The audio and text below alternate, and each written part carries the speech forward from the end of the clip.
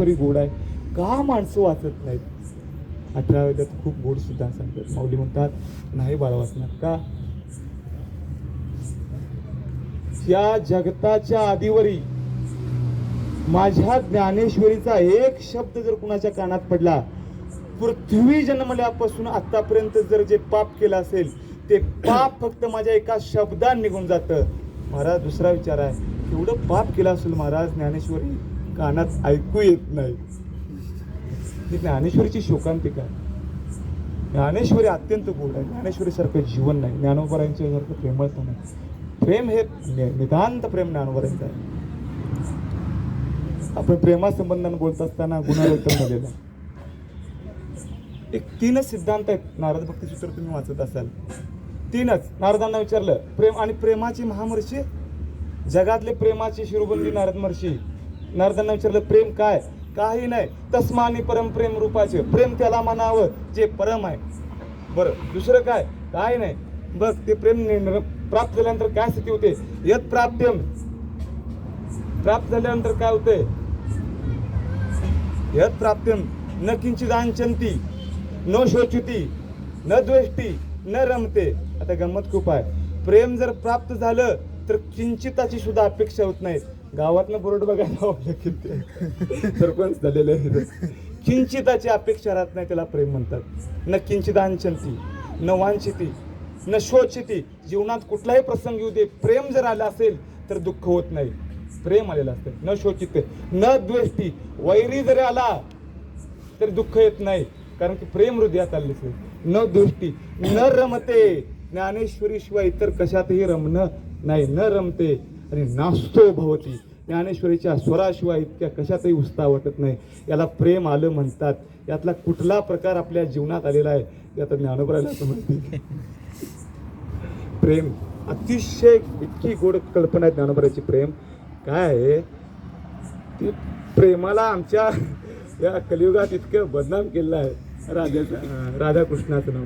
मला एक महाराज म्हणला कृष्णाच्या हातात बासुरी आहे. म्हणलं आहे, बासुरीच आहे, ताकद आहे तिला. अहो ताकद आहे त्यात. नाही मला एक प्रश्न विचारला, विशाल तुला काय माहिती आहे का. आता असले प्रश्न आम्हालाच असतात. मला म्हणलं का कृष्ण परमात्मा संग राधा उभारलेली आहे, रुक्मिणी का उभारलेली नाही. मी म्हणलं तुझं काय रुक्मिणी खाल्लंय. म्हणलं ती का उभा राहायला पाहिजे. राधा उभी आहे, रुक्मिणी का. अरे तुला काय टेन्शन आहे. म्हणलं ती उभी राहू दे, नाही बसू दे, तुला काय लागले. माझा सिद्धांत कळला नाही. रुक्मिणी मातेला आणि राधेला स्त्रिया मानणं हे जन्मात सगळ्यात मोठं केलेलं पाप आहे. रुक्मिणी माता ही भगवंताची अर्धांगिनी जरी असली तरी श्री राधा माता ही भगवंताची आल्हादनी शक्ती आहे. त्यांना स्त्रिया म्हणायचं नाही, त्या मोठ्या आहेत त्या. आणि आमचं राधे चल माझ्या गावची कुठं आम्ही नेता होत्या राधे. तुम्हाला पटना नाही, हसणार होतो नका. महाराज वृंदावन 11 महिने 7 दिवसात कृष्ण परमात्म्यानं वृंदावन सोडलेलं आहे. तिथून पुढे संपूर्ण वृंदावन जर जगला असेल तर राधेच्या मुखाकडे पाहून पचकलेलं आहे. एवढं राधेचं प्रेम आहे. पण ते आता ते काय समजण्याच्या पलीकडे आहे. सिद्धांतिक प्रेम असं आहे. प्रेम हे विचित्रच गोष्ट आहे. एक आपण तुकडा प्रेमाचा एक तुकडा बघूया आणि हे करूया. प्रेम कुणासारखं असतं. ज्ञानोबा म्हणतात पतिवर्ती सारखं प्रेम असतं. आता जरा बारीक लक्ष द्या. लक्ष आहे ना तुमचं. पतिव्रते सारखे प्रेम म्हणजे नेमकं कसं प्रेम. इतकं शास्त्रात गोड वर्णन आहे. पतिव्रतेचं वर्णन ज्ञानोबा शास्त्रात असं केलंय. सा भार्या प्रिय, सा भार्या स्वेद, सा भार्या मलिन आणि सा भार्या मृत्यू. पतिव्रते लक्ष आहे. सा भार्या प्रिया काय हो म्हणजे कसली पतिव्रता. शास्त्रवचन सांगतं पतिव्रता तिला म्हणायची. पतिव्रतेला विचारलं आणि तिचा नवरा जर बाहेर असला आणि पतिव्रतेला विचारलं का ग बाई आज तुला दुःख कशाने झालंय, तर ती पतिव्रता आनंदाने सांगते माझे ते कुठेतरी दुःखात आहेत म्हणून मला दुःख झाले. सा भार्या प्रिया. दुसरं सा भार्या दुःखा. सा भार्या दुःखा. दुःखा म्हणजे पतिव्रतेचा चेहरा पडलेला असतो. तिला विचारलं का बाई आज तुला का दुःख आहे, माझे ते कुठेतरी दुःखात आहेत. तिसरं सा भार्या मलिना. इतकं गोड सिद्धांत आहे. पतिव्रता स्त्री शास्त्रात आलेलं आहे. पतिव्रता स्त्री पती बाहेर आल्यानंतर अत्यंत नटण्याचा सुद्धा विचार करत नाहीत. जे आराध्याव प्रेम त्यांना आपल्याला नाही बघायचं, मग काय नटून तरी काय उपयोग आहे? हे पतिव्रतेचं लक्षण आहे हा, पतिव्रतेचं. आणि शेवट सा भार्या मृत्या, पतीचा मृत्यू कानाव ऐकू आला रे आला की आचमन घेऊन प्राण सोडते, तिला पतिव्रता असं म्हणतात. हे पतिव्रतेचं लक्षण आणि हे शास्त्राचं आहे. आणि आपल्या ज्ञानोबराची तर इतकी गूढ कल्पना आहे महाराज पतिव्रतेची, काय बोलावं. ज्ञानोबराचा एक तुकडा आहे फक्त पतिव्रतेच्या संदर्भात. ज्ञानोबर म्हणतात पतिव्रता कुणाला म्हणायची? पतिव्रतेचे हृदय जैसे पती वाचुनी न स्पर्शे. इथंच पतिव्रत हृदय न स्पर्शे, शरीर नाही, हृदयाला स्पर्श पतीशिवाय दुसरा होत नाही, याला पतिव्रता जीवन म्हणतात. आणि अनुभव आणि इथं गरज आहे पातिव्रत्य प्रेमाची. ईश्वराला पतिव्रत्य प्रेमाची गरज आहे. या हर्षी मिश्रांच्या पत्नीचे खूप गोड कथा आहे. हर्षी मिश्रा, आता ते कोण आहेत तुम्हाला कळणार नाही, मी सांगितलं नाही. ज्यांनी अनुबंध नावाचा ग्रंथ लिहिलेला आहे, ज्यांनी भामती लिहिलेली आहे. आता अनुबंध भामती नुसतं लक्षातच ठेवा, वाचाय काय बघू नका तुम्ही. अनुबंध भामती म्हणजे काय? सगळ्या 12 म्हणजे 18 पुराणाचं, साही शास्त्राचं एकाच महात्म्याने खंडन केलेलं आहे. त्याचं नाव आहे खंडन खरद्य. त्या ग्रंथात सगळ्या शास्त्राचं एका महात्म्याने खंडन केलं आहे. त्याचं नाव आहे हर्षी मिश्रा. आणि त्याच्या बायकोचं नाव आहे भामती. आणि त्याच्या सर्वोच्च ग्रंथाचं नाव आहे भामती. आणि भामती ग्रंथ कसा आहे? जर तुम्हाला काशीत पंडित व्हायचं झालं तर भामती ग्रंथाचं चिंतन केल्याशिवाय तुम्हाला पंडित होता येत नाही. एवढा मोठा भामती ग्रंथ आहे.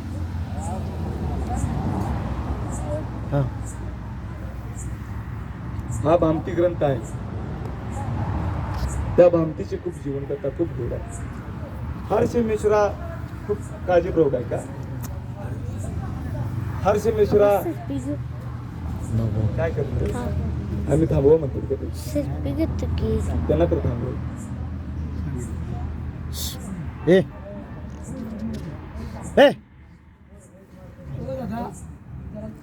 चाललंय काय? त्या भामतीची खूप गोड कथा आहे. ती सगळ्यांनी आचरणात आणण्याजोगी आहे. भामती हर्षमित्रा वैराग्यवान जीवन होतं. हर्षमित्रा परिपूर्ण प्रेमी जीवन होतं. हर्ष मिश्रा एकदम साधुत्व आहे. लहानपणापासून वैराग्याची निवड आणि शास्त्रावर काय तर लिहावं हा एकमेव वेद. ते वेदान पछाडले. धर्म संयोगानं वयात आल्यानंतर संसार सुरू झाला. संसार चालू झाल्यानंतर या महात्म्याचं लक्ष संसारात नाहीच. सकाळी उठायचं, उठलं की आंघोळ केली की ग्रंथावर बसायचं, त्या ग्रंथाचं चिंतन करायचं. संध्याकाळी झोपलं की पुन्हा चिंतन करायचं, पुन्हा झोपायचं. अशी रोज उठायचं ग्रंथ चिंतन करायचं, झोपायचं. असं 1 नाही 2 नाही 3 नाही 36 वर्षे गेले. पत्नीचा विचार केला नाही, पत्नी कशी आहे बघितलं नाही. मुलाबाळाचा तर संबंधच नव्हता. पत्नीच पहिली पत्नी नाही म्हणून मुलाबाळांचा संबंध. इतकं तप महाराज केलं. रोज सकाळी उठावं, ग्रंथावर बसावं, बायकून यावं, जेवाय झालंय बरं, तिने म्हणावं, तिने उठावं, जेवण्यासाठी जावावं. जेवण आल्यानंतर पुन्हा भामतीनं पुन्हा अंथरूण घालून द्यावं, दुपारची विश्रांती घ्यावी, पुन्हा उठवावं, चहा करून द्यावा, पुन्हा ग्रंथ वाचनाला बसवावं, पुन्हा ग्रंथ लिहावा. अशी 1 नाही महाराज 36 वर्षे भामतीनं आपल्या पतीशी काढली. आणि तो एक सोन्याचा दिवस 36 वर्षानंतर पूर्ण झाला. आणि भामती त्यांच्या ग्रंथलेखनाचं ग्रंथकार्य पूर्ण झालं. मध्यरात्री 12 वाजता. खूप गोड प्रसंग आहे. 12 वाजता भामतीच्या त्या ग्रंथाचं लेखन झालं. आणि 12 वाजता हर्षी मिश्रा उठले आणि शेवटचं जसं पसायदान आहे तसं ते भामतीचा तो शेवट लिहित होते. भामती नाव ठेवलं नव्हतं अजून त्यांनी. रात्री 12 वाजता हर्षी मिश्रा उठले आणि महात्म्य जीवन ग्रंथाला समर्पण केलेलं आयुष्य आणि त्या समर्पणानं आयुष्याला आलेलं वैराग्य. हर्षी मिश्रा रात्री 12 वाजता उठले. झोपेतून उठल्यानंतर शेजारी बसलेली बायको 36 वर्षे जिच्याशी संसार केलेला आहे, ती शेजारल्या बायकोला हर्षी मिश्रा म्हणतात, उठा. ती माऊली आपली उठली. तिला काय म्हणतात, बाई कोण तुम्ही, इथे कशा काय झोपलात, काय तुम्ही इथं काय संबंध आहे? 36 वर्षे ज्या बाईनं ज्या माणसाचा संसार सांभाळलेला आहे, ज्याचं खाऊ पिणं सांभाळलेलं आहे, ज्याचं सर्व जीवन सांभाळलं आहे, अशा माणसाकडून त्या पतिव्रतेला तिच्या 36 वर्षाच्या तपानंतर शब्द मिळतो, बाई तुम्ही कोण, कुठल्या, इथे काय झोपलात? भामतीच्या डोळ्यात अश्रू आले. आता तुमच्या माझ्यासारख्या एखादी आमची बहीण वगैरे असते तर भामती खूप पतिव्रते जीवन. भामती तशी सरळ उठली. महाराज म्हणले, महाराज मी तुमची पत्नी आहे म्हणे. पत्नी आहात? लग्न कधी झालं? महाराज 36 वर्ष झाले. मला कसं ठाऊक नाही? तर ते म्हणले तुम्ही ग्रंथात लेखनात मध्ये होता. बर, माझे आई वडील तुम्ही त्या लेखनात इतके मस्त होता की आई वडील निवडतले म्हणले. मग आपलं चालतं कसं? घरात असेल ते आपण खातो, नसेल तर मी मोलमजुरी करते आणि तुम्हाला देते म्हणले. यावं चालतं. हे किती वर्ष चालू आहे? महाराज 36 वर्ष चालू आहे. हर्षी मिश्रा पागळ, तत्वज्ञानी विचारी हर्षी मिश्रा पागळले आणि थांबले आणि म्हणले जा म्हणले लेखणी घेऊन या म्हणले. लेखणी घेऊन आले. इतका महान ग्रंथ समोर ठेवला आणि डोळ्यातल्या अश्रून विचारलं, नाव काय बरे तुमचे? नाव काय बरे तुमचे? 36 वर्षाच्या संसाराच्या पत्नीला विचारतात, नाव काय बरे तुमचे? अश्रू घेऊन ती म्हणले, भामती आहे माझे नाव म्हणले. लेखणी घेतली. लेखणी घेतल्याबरोबर मनात भगवंताचं स्मरण केलं आणि त्या ग्रंथाला भामती नाव दिला. आजही तो ग्रंथ सिद्धांताच्या शास्त्रामध्ये भामती या नावानं प्रसिद्ध आहे. हजारो वर्ष झाली महाराज. ते तत्वज्ञान नाही. हजारो वर्षातली भामती ती, काशीतली भामती ती. नंदगावच्या एक दिंडीमध्ये या ठिकाणी नाव निघतं. कशाच्या जिरावर? कशाच्या जीवावर? पतिव्रताच्या जीवावर.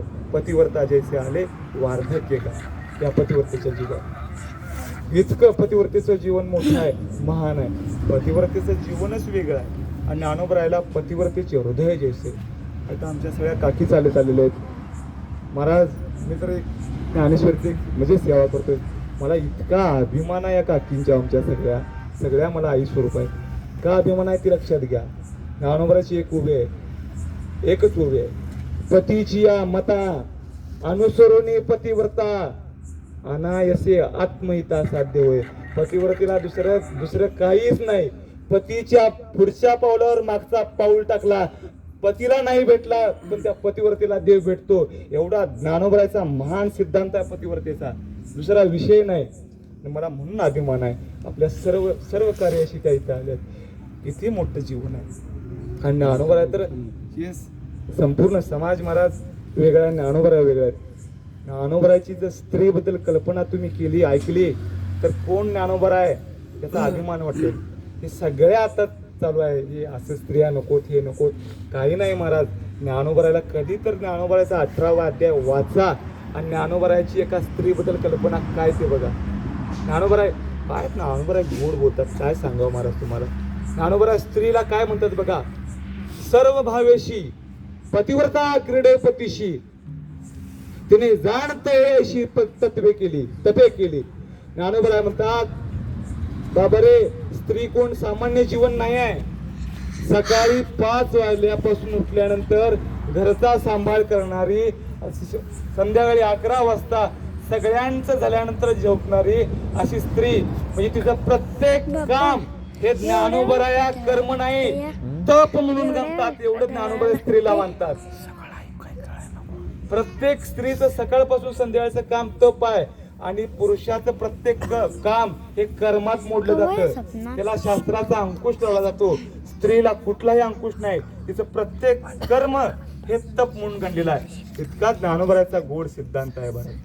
आणि तुम्ही माझ्यासमोर सगळे बसलेला आहात. ज्ञानेश्वरी अमूल्य आहे. शेवटच्या मी 10-15 मिनिटात ज्ञानोबरायचे तत्वज्ञान सांगायचं ते शेवट समारोप म्हणतो. ज्ञानोबराय किती मोठे ज्ञानोबराय हे तत्वज्ञानाच्या दुनियेत कळणारच नाहीत. एक तुम्हाला पटो न पटो ज्ञानोबरातला एक 18व्या अध्यायातला खूप गोड सिद्धांत आहे. दया देते धर्म, धर्म देतो सुखागमो, सुखी पुरुषोत्तम असे जैसा. शांत आहे का? ज्ञानोबराचा सिद्धांत असा आहे, देवाच्या येण्यानं आयुष्यात सुख येत नाही. सुखी पुरुषोत्तम असे जैसा. जो माणूस स्वतःमध्ये स्वतः सुखी आहे, ईश्वर न बोलवता त्या माणसाकडे येतो. सुखी पुरुषोत्तम असे जैसा. ईश्वराच्या येण्यानं आनंद होत नाही. स्वतः सुखी असल्यानं ईश्वर तुमचं सुख बघून येत असतो. याच्या उलट आमच्या कथा आहेत. आम्हाला ईश्वर पहिला यायचा आहे, मग आम्हाला सुखी होण्याची दिशा आहे. हे चुकीचं आहे. ज्ञानोबा म्हणतात तुम्ही सुखी राहा, ईश्वराला तुमच्याकडे आल्याशिवाय पर्याय नाही. हा किती मोठा ज्ञानोबाचा सिद्धांत आहे महाराज. सुखी राहा, किती मोठे सिद्धांत आहेत. तुम्हाला आता म्हणजे पटणार नाही. तुम्हाला डोळ्यात अश्रू का भरतात ते तुम्हाला म्हणजे माहितीच नसेल.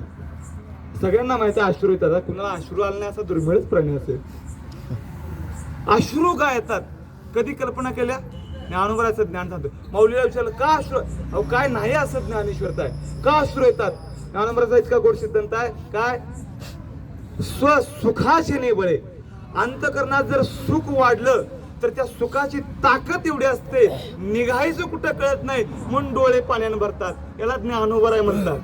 अजून मेलं तरी कळत नाही डोळे कशाने पाण्यात भरतात आपल्या. दुसरा सिद्धांत आहे बरं भरले पाण्यावर मग गालाव का येतात? ज्ञानोबा म्हणतात ताकद वाढली, जाणार कुठे? गालावा घेणार ना. हे ज्ञानोबाचे सिद्धांत आहे. इतका अनेक खूप गोड सिद्धांत आहे. ज्ञानोबाचा एक खूप इतका सिद्धांत आहे की तुम्हाला सगळ्यांना धैर्य शब्द माहिती असेल. धैर्य माहिती आहे का? कधी बघितलंय का धैर्य? धैर्य कधी बघितले का कुणी? प्रत्येक जण म्हणतो मी धैर्यवान आहे, मी धैर्यवान आहे, पण कुणी बघितले का धैर्य? आता बघा ज्ञानोबा धैर्य कसं म्हणतात. धैर्य दिसतं, फक्त बघण्याची नजर पाहिजे. धैर्य कधी? अगा धैर्य शंभू ओढवी गळा. एखाद्याला विचारा तुम्हाला जमत नाही, तो काय म्हणते आम्हाला जमत नाही. ते मान ओढणं म्हणजे तिथंच धैर्य आहे. आम्हाला जमत नाही म्हणलं की ती मान जी ओढली जाते त्या मान ओढण्याची स्थिती म्हणजे धैर्य. हे ज्ञानोबाचा स्वतंत्र सिद्धांत आहे. इतकं मोठं जीवन आहे. ज्ञानोबाचं प्रेम तर खूप मोठं आहे महाराज. ज्ञानोबाच्या प्रेमाची काय उपमा देईल? ज्ञानोबाने प्रेमाचे खूप वर्णनही केलेलं आहे. पतिव्रतेचे ऐसे आले वार्धक्य का आपण बोलत होतो. आणि शेवटचा प्रेम प्रकार पाहून आपण समाप्तीला घेऊया. अर्धा तास झाला. प्रेमात जर सगळ्यात मोठं कोण असेल उत्तरीय संप्रदायामध्ये आता त्या तर एक म्हणजे श्रीजी राधा माता आणि दुसरं भक्तिमती श्री मीराबाई. मीराबाईच्या तोडच नाही महाराज. तुम्ही सिद्धांताच्या जगतात हा 5000 वर्षीच्या कृष्णाला आत्ता प्रियतम मानणं, आत्ता नवरा मानणं कुठल्या तत्वज्ञानात बसतंय? उत्तर येतंय नाही. मग तुम्ही अभंगली आहे मीराबाई सारखे.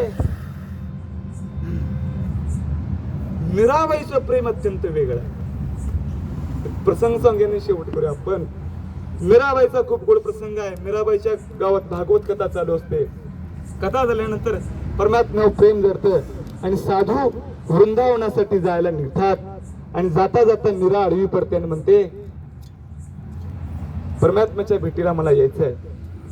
तो साधू म्हणतो तुम्ही राजघराण्यातल्या, तुम्हाला नेऊन कसं चालायचं? मीराबाई म्हणते मला नेऊ नका, पण माझं पत्र तर द्या ना. मीराबाई म्हणते बरं देतो. साधू दारात आपली वाट बघत बसतात. साधूचा गुण आहे संयम. मग तो वाचेचा असू दे, जिभेचा असू दे, सगळ्याचा. साधू दारात बसतात.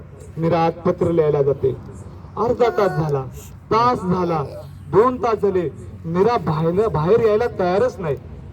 साधू एका दासीला म्हणतो दासीबाई जावा मीराबाई आत काय करतात ते तर बघा. दासी आत जाते. मीराचं म्हणजे ती मीराची ती खोली उघडते. खोली उघडल्यानंतर तिला काय दिसतो? पानाचा ढीगच्या ढीग मीराबाईच्या पूर्ण खोलीत भरलेला आहे. दासी म्हणते ललिता भक्तिमते आपण हे काय करताय? साधू दारात आहे, पत्र लिहाय बसलाय आणि तुम्ही पत्र काय लिहित नाही? काय मीराबाईजी बोलते महाराज. ती बोलते सखे कसं पत्र लिहू सांग म्हणते. तू म्हणले काय झालं? तर म्हणते पतिया में कैसे लिखू.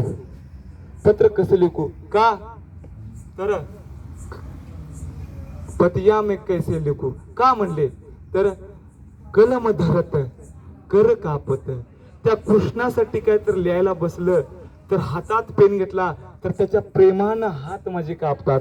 कलम धरत कर कापत पतिया में कैसे लिखू. मग हातान लिहायत नाही. मग काय तर सांगा तर मग पुन्हा तर काहीतरी बोला तर मीराबाई खूप गोड बोलतात.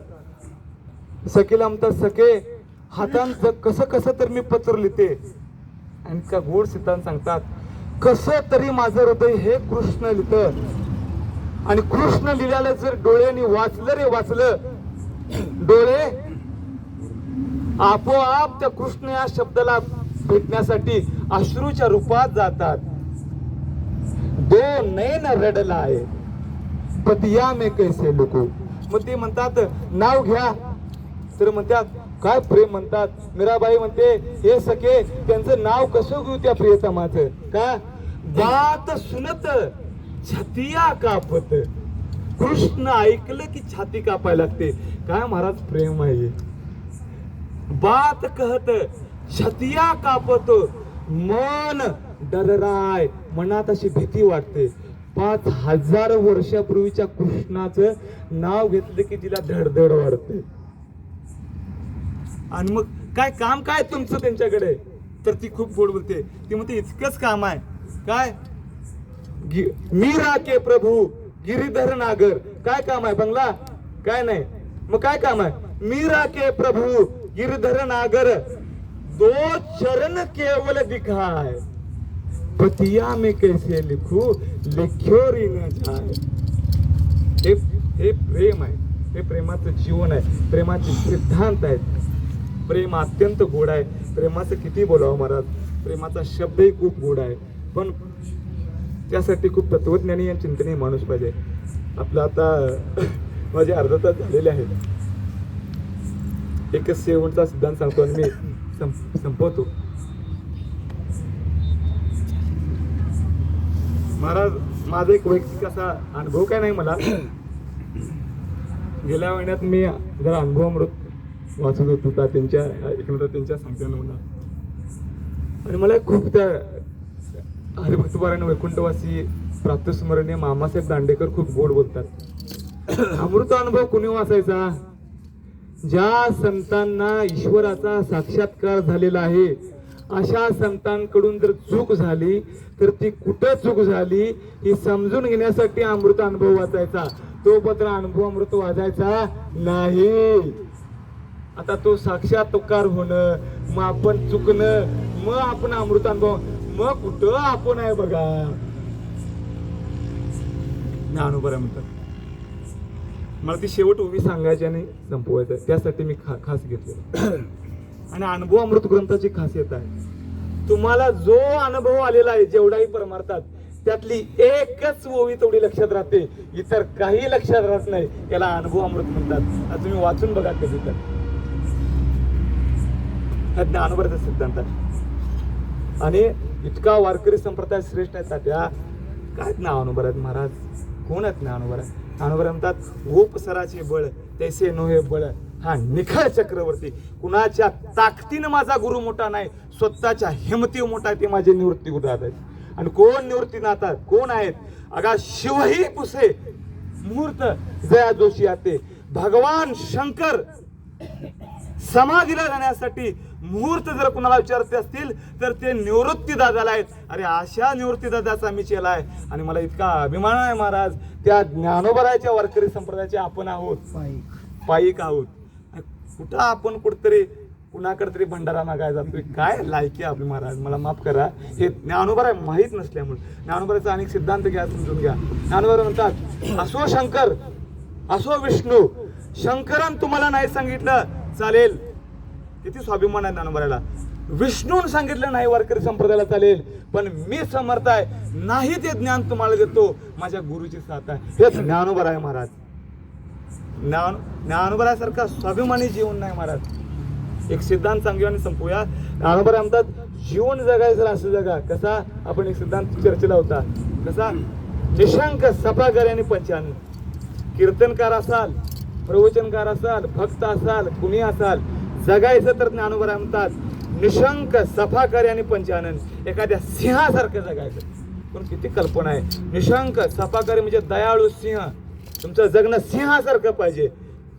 सिंहासारखं आहे म्हणून भावबंधव काठी घेऊन चालणार नाही. दयाळू पाहिजे. किती कल्पना ज्ञानोबराची. दयाळू पाहिजे. दयाळू का, पंढरीच्या वाटेला जाणारे साधू संत आहेत. त्यांच्यासाठी तुम्ही दयाळू पाहिजे. आणि गावातले भुकणारे कुत्रे आहेत त्यांच्यासाठी तुम्ही सिंह पाहिजे. निशंक सफाकारेन पंच मिळमिळत ज्ञानोबरा नाही, चुकीची कल्पना आहे. ज्ञानोबरा मिळमिळत आहे ते ज्ञानेश्वरी समग्र वाचा आणि अनुभवामृत तर तुम्ही वाचाच. ज्ञानोबरा कोण आहेत आपले बघा. आणि अशाच ज्ञानोबराचे आपण पाईक आहोत. इतके थोर मोठे ज्ञानोबरा आणि त्यांची ज्ञानेश्वरी.